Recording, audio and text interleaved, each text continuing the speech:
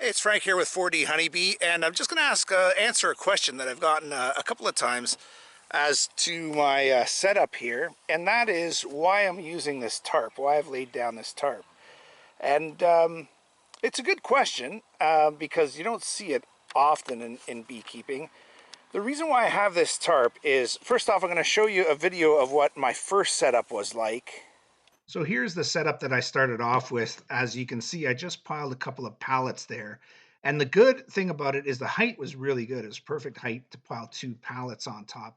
But there were 3 things that really bothered me about this setup. First and foremost was that grass grows up in between the pallets, and it just becomes a pain in the butt to deal with. It blocks the hive entrances. You have to go up, tearing up, pulling up all this grass, and it's really difficult and time consuming to do. And sometimes you're pulling the grass out and there's bees on it, and it's a good way to get stung. So another downside is that you cannot work around the entire hive. You can't really stand on the pallets. So that became a big obstacle. But probably the most important hindrance of these pallets was that if you drop something in there, it was impossible to find, especially when grass grows through. So that was a real pain in the butt. What I ended up doing though was I found a black rubber mat that I laid down. You can just see it down there underneath the pallets. And that ended up working well because that black rubber mat prevented everything from growing through. So I had a lot of success with that black rubber as a base for the hives. And what I found was when I didn't have that, the grass was growing up right in front of the entrances. And it was causing the bees a little more work to have to get in and out. And frankly, it was a lot more difficult for me. So if I dropped something, I'd have a real hard time finding it, especially in those pallets. So that's why I'm going with the cinder blocks now. I have to actually change the orientation of these cinder blocks here because of that base. But also what I was hoping for, and what seems to have happened is, you see that, we had, last rainfall we had here was maybe 3 days ago. And what I was hoping would happen, would be an unintended consequence, and I think will be a good thing, is that we'll get little pools of water after rain falls on this tarp, right? I think there's a worm in there even.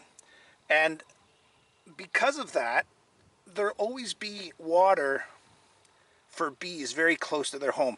Now this place doesn't lack in water. There's a massive pond right 50 yards behind the hives. But if they've got a water source close to them, that should be good. Now, in the summer, that water won't last long. It won't last a day, but it'll be a source for them to get some water. So I bought this dollar store tarp. I just put it in with little tent stakes here. And I wasn't sure if it's going to last. I'm still not sure if it's going to last. It's been probably about, a good 3 weeks to a month now.